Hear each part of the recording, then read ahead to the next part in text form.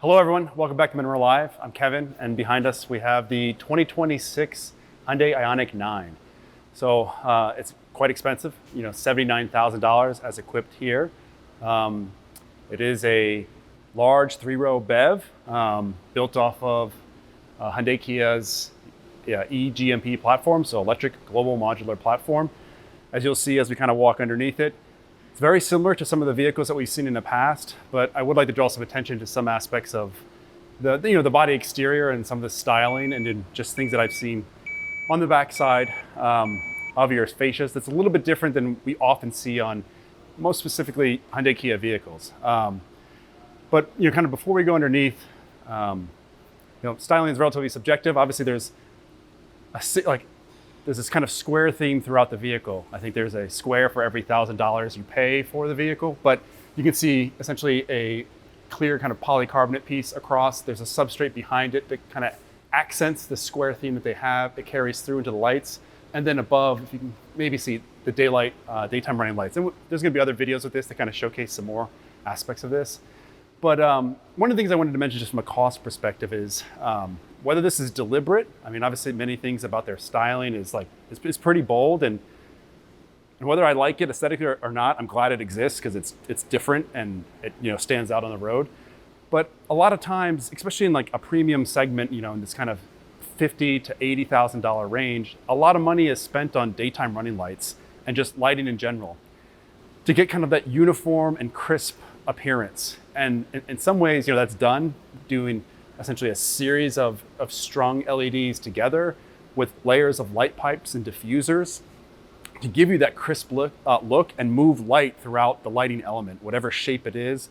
And a lot of OEMs will do different shapes to kind of denote trim levels, whether you're going to fully encapsulate like a headlight, where the turn signals are going to be within it, and different things. So whether it's just going to be white, amber and white for turn signals, or white and then black if you're going to, or excuse me, not black, red for the rear tail lights.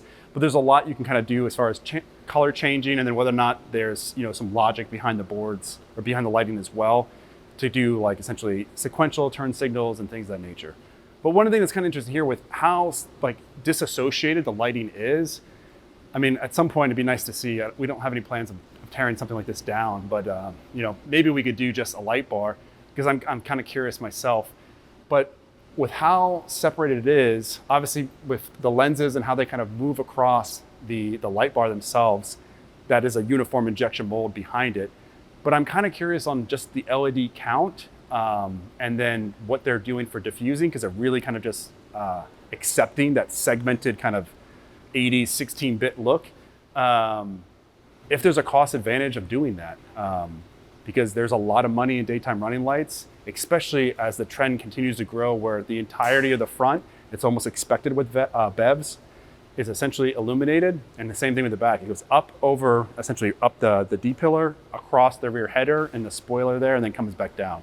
So just one thing I want to kind of bring some attention to, that I'd be interested to see if there's actually kind of a cost save with this thematic element that they have, and if it's a little bit more efficient, just given that they're kind of calling attention to the disassociated LEDs versus where a lot of time and money is spent on trying to blend and uniformly light a lighting element in a daytime running light. So just kind of a point of note before we get underneath the vehicle. And obviously you see the same thing with high beams and headlights, essentially a series of individual projectors, probably paint and mask as far as the injection molded Class A surface for the lights themselves, and then the square theme continues in both the lens, their bezels, and then throughout as well.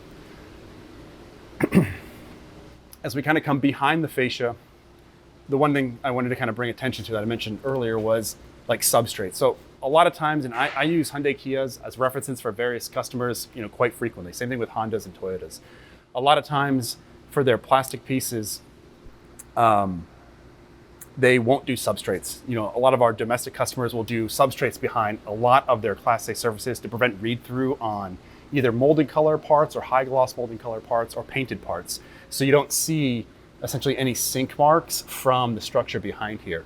But for this particular vehicle, and I think it's driven mostly by the styling, there is a substrate that kind of runs up back and piggybacks. This side is a little less integrated, but on the far side, it goes up a little bit higher, touching off the headlight assembly. But we do see essentially there's this polished molding color lower band. There's kind of this brushed stainless look that kind of occupies this threshold here, which you can see coming through the substrate. Then it goes to essentially body color, a body color strip that runs across underneath, and then either painted, I believe it's painted, a painted gloss black band of color just underneath the headlight assembly, which we can see here. So what they have done is essentially had a big substrate that helps locate and fixture this. And that's one of the things we see within interiors, and I'm sure Carl's kind of brought some attention to, like when you have a lot of colors and a lot of breakup, you end up having to do something like this as a substrate to keep everything aligned and make sure you have like uniform gaps and crispness going across, or crispness, not Christmas. But so this is something I don't typically see on your kind of Pacific OEMs and Hyundai Kias in general, but given the styling decisions and how they're breaking color up across the front end, we see kind of an expansive substrate behind it. And then we're having, the radar modules as well. That's piggybacking off of that and then bolted into it. A lot of times there's a growing trend if you're going to do these modules to try to get them to snap in place and use the substrate versus having their own bracket then going to a substrate. But and you can see here they're sequencing the stuff by VIN as well and bringing it to the line, just given how complex and probably different option sets that you can use. And I think Carl mentioned, if we go around the side here, within this wheel flare that they have here, which is a separate piece, within it, there's another little applique band that runs across. So I haven't gone through their build-in price configurator, but maybe on another package, they'll do a colored accent there or something else. Just something they were trying to do, that a feature or a line that maybe they couldn't get in tool for the injection molded, the crispness that they're looking for, or more than likely just for series differentiation for colors and things of that nature. Before we head back under, you can kind of see, in fascia AGS. And then as we kind of look underneath it, you'll see essentially the gear modules. So the motors here on the side, the housing across, a seal going from the AGS module themselves, and then essentially ducting air into the cooling module, which resides above this. One thing on this particular vehicle, we do get to see a little bit more of essentially the frontal structure. So if you looked at any kind of public images of E-GMP, steel cradles is common without almost for pretty much all these vehicles. Aluminum, extruded aluminum bumpers with essentially a single multi-cell beam running cross car, and then a large single piece crush can here. So you see some fasteners where they kind of set this assembly up, then they weld in place. One thing that's a little different on this is, and maybe unique to this vehicle just due to gross vehicle weight concerns or just something that's happening in various impact scripts, but they do kind of have this tethered interface that's running across. I imagine the AGS is probably being mounted to it, or at least partially supported on it, and it's used in different ways. Just we haven't had a chance to really get a good glimpse of it until this vehicle with how the front aero shields come off. But you can see there's either two-way locators here that's used in some capacity or on another vehicle, but just something to bring some attention to. And then you can see the EPP foam block for your low speed damageability impact and unfortunate pedestrian impacts as well. And then you have a real good view of essentially the slight splayed rail that kind of comes forward from the dash panel. Very large crush can again, and essentially from this is roughly the threshold of the motor bay rail. You see it come out. This is kind of grabbing, this is the tusk coming off the cradle for SORB, which is small overlap rigid barrier. But you can really get a good idea of how much material has been added for this offset in this particular crash evaluation, standing off the body itself. So very, very large, coming off probably, I would say, 180, 200 millimeters off essentially the main motor bay rail section where this has come off, and then they bring in that portion of the body down, and they're picking up a stanchion that comes down to the cradle itself. So this, on this particular vehicle, you get a nice, good look at essentially what we'd often call the offensive SORB strategy countermeasures, which is essentially getting both your primary load member and the motor bay rail engaged and out far enough, and having the cradle complement that. And as we talked to in the past, this reinforcement here, we have seen vary in size based off the size of the vehicle itself. So obviously, this is a larger 3-row vehicle. It's a little bit heavier, and this interface here where they sleeve over the weldment, and this is kind of a multi-stack up of material here for the sorb tusk coming off the cradle, varies based off of the needs of that particular vehicle itself. As we kind of come around for the front suspension, so we have a virtual ball. Now depending on like the vehicle size and class, they kind of switch between them. Actually, just this morning we were kind of talking through some aspects of this, and the virtual ball does give you some performance advantages, but one of the things it's also a big enabler of is packaging. So technically, if you were to take these draw straight lines through the control arms, and the virtual ball is essentially placing this pivot point somewhere out here. And oftentimes this is a big enabler for larger brakes or just packaging. So sometimes, OEMs will choose this for performance or a benefit of performance, like as far as ride and drive and brakes. Oftentimes those two metrics kind of coincide with each other. So it's not unsurprising that we see it on something like this as a heavier vehicle. And it may also be to kind of encourage better tire wear. But we have seen this on some of the past vehicles that have been brought in, and they rotate between essentially virtual balls or just a conventional control arm on vehicles built on E-GMP. And it's interesting to see it kind of scale up and down the both brand strategies between Hyundai, Kia, and the trim levels and segments. One thing you kind of see here is a whole series of quality checks for this particular threaded joint and the cotter pin with it. I haven't seen a cotter pin in quite a long time, to be honest, so it's kind of interesting to see that. One thing, if we kind of look at the front of the cradle, and we were just kind of talking through, just to kind of point out maybe some differences of an overall execution. So this is very, very similar as far as how everything is laid out to every other vehicle we have seen here. There are typically, when we do see changes, it's mostly in this area because they are tweaking for crash or just the aesthetics of the vehicle and where body lines are kind of coming together and what they may be needing to do to support that. But typically, once we kind of get past this threshold and move rearward, we see a lot of commonality on these vehicles built off this platform, aside from the control arm strategies. But we have like a nice kind of clear view where you can see just kind of straight up into essentially the motor bay area.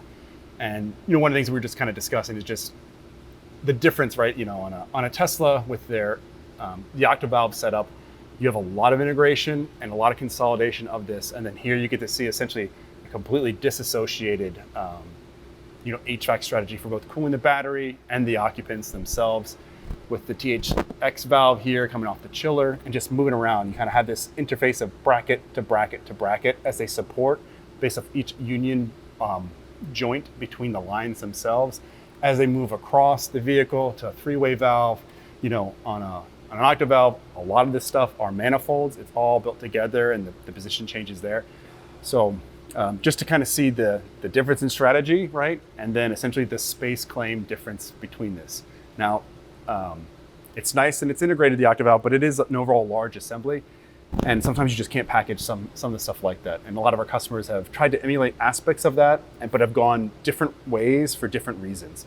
But this is kind of a more conventional and just kind of disassociated strategy, where you have a mixture of both, your nylon cooling lines themselves, that pretty much anything that is moving and flexing going from the drive module, like subassembly out, and then on your inter-drive module kind of components, a little bit more of a reliance on EPDM, which is a little bit more expensive from a kind of a material standpoint and weight, but you can kind of balance that off a little bit with your molded components on your nylon side. So there's a bit of a trade-off there. But it is kind of interesting where the strategy kind of differs within one system domain, right? As far as cooling, which is typically owned by one kind of group. And they kind of have a strategy for where they're using certain materials and whether or not they're reaching out to like other systems or reaching past, essentially the drive module themselves.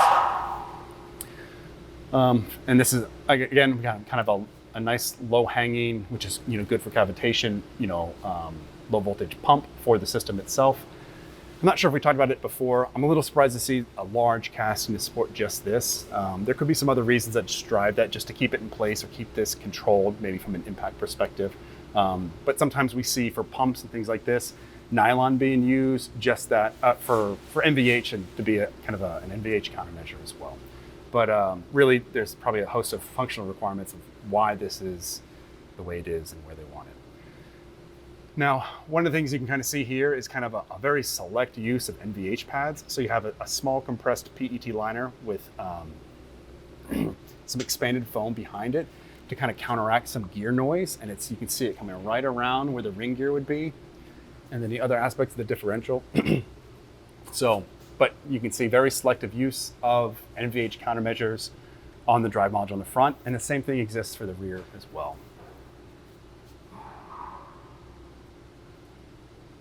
So as we kind of move rearward, you'll see essentially the steering rack coming here. Nothing too crazy here. A lot of times you'll see a difference between, like on past and older vehicles, a lot of times they do, they being Hyundai Kia, powered steering on column. Now this particular vehicle and on some of the other ones we've seen, it is now shifted to the rack itself. It comes down a lot of times to packaging space or what you want to do. There are some inherent performance advantages of those setups, but that's what they're currently executing on this vehicle itself.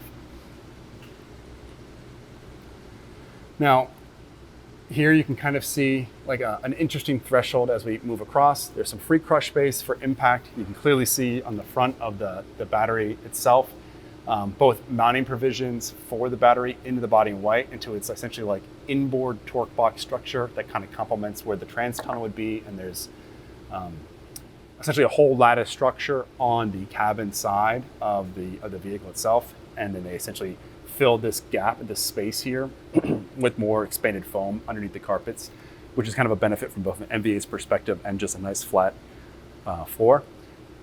But so not only do you have essentially that bulkhead and that threshold, it is kind of interesting to see on this side that there's a bit of like an asymmetric kind of execution. So you have these extrusions that essentially interlock to form the leading edge here, and obviously a large boxy structure that kind of would interface with the cradle in an impact event, coupled with essentially some reinforcement here. But you also see that this is kind of a manufacturing threshold of where this cradle is decked or where things are being brought together. If you want to kind of look through here and just kind of up here, Eric. So for cooling lines running rearward for the rear HVAC, more than likely because this runs all the way down the battery and up the rear wheel well on the driver's side. And then brake line joints are also done here, and then run rearward for the rear axle as well. But as we kind of mentioned a little bit with the asymmetric nature, so here where you kind of have your high voltage power coming in, and it just, this aspect of the battery structure is just a little bit different than the side. There's nothing necessarily inherently wrong here, but you have essentially a very large, for its size, very thick wall, 3-cell extrusion here that they weld to the front of this. Now it could be for this kind of to help touch off this, but you get to see kind of the opposite side here. Nothing's being done similar to this. The biggest difference between the left and right hand side of the battery pack here is obviously the high voltage, power coming in, and then everything about the mounting points and the kind of the standoffs and how they're protecting the zone is different and kind of tuned for this area. And that kind of coincides with some of the interfaces that we're seeing on the cradle side as well.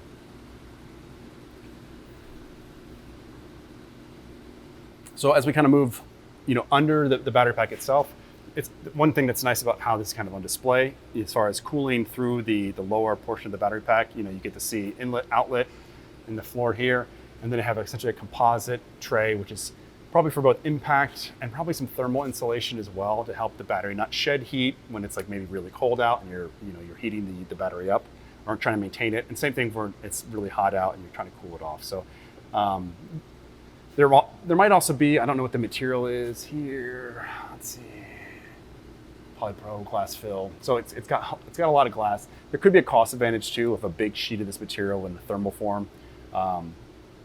But I'd have to kind of go look through some material libraries to see if there's really a cost advantage to doing this to help protect the battery versus just another layer of aluminum running crossed. Just kind of looking at the side, nothing too crazy here. So obviously a large multi-cell extrusion. They're bolting the battery to the side. They are doing essentially some tape here to cover the extrusions from the side. So when you see the vehicle, you've got, you know, body color, the black accent, body color, black accent, and then essentially they're hiding some of the aluminum underneath here. This is pretty common. You'll see it a lot on sometimes rear control arms that are aluminum. They'll paint black to match for some reason. Personally, I like seeing aluminum. You're paying money for it. It looks more sporty. But I understand aesthetically why they've done this, and they're paying a little bit of money for these die-cut stickers to hide the aluminum battery pack, because it could detract from you know, the visual appearance of the vehicle. Unlike a suspension control arm link, where you might the aluminum exudes kind of quality and some of those things. This is maybe just more of a stylistic detractor. But that's what they're doing here on the side to kind of hide that from view.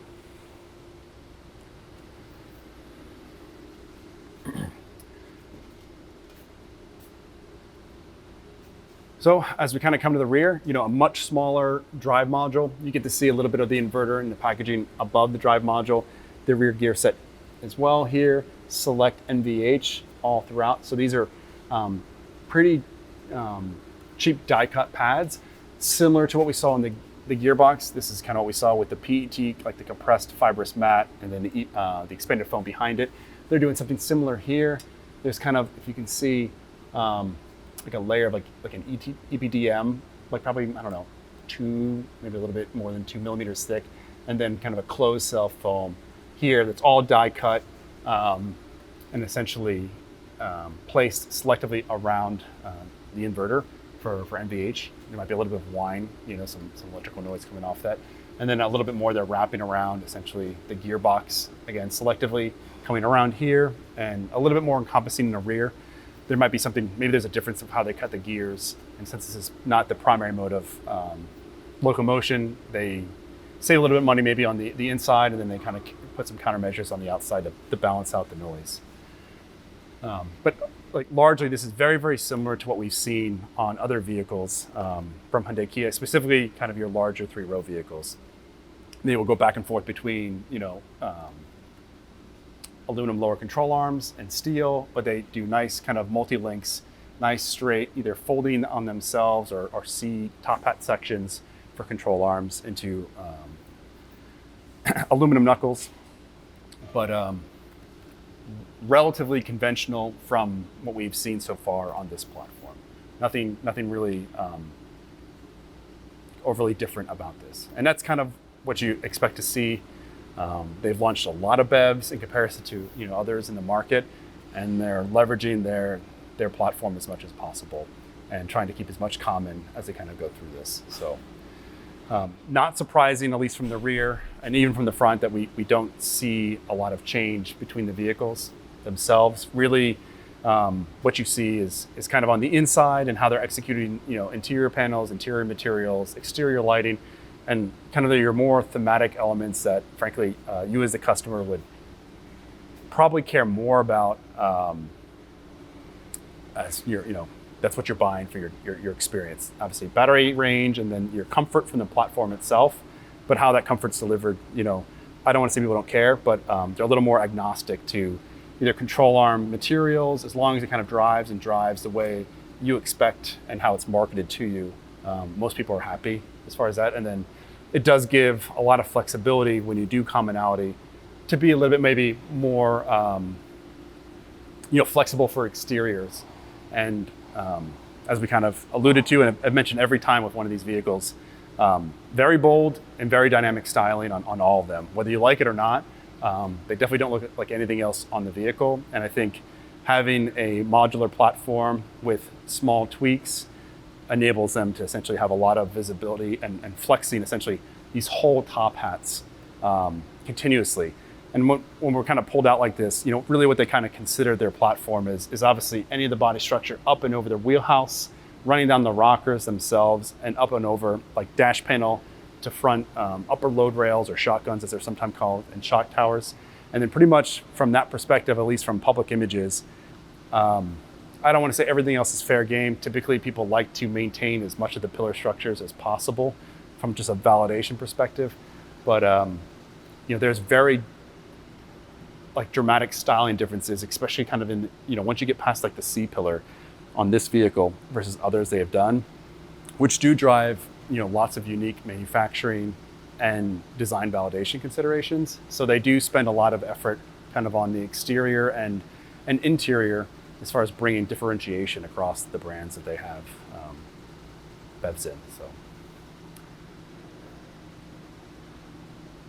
So I hope you enjoyed kind of the overview. It is a global platform. It's similar to kind of everything we have seen. We're just trying to bring some awareness to what is different. And I think realistically, when you look at this with how much commonality they have had, if you look at all the other past videos that we have done, it allows them to be, dynamic from essentially the top head or rocker panel and exterior up with the vehicle and be,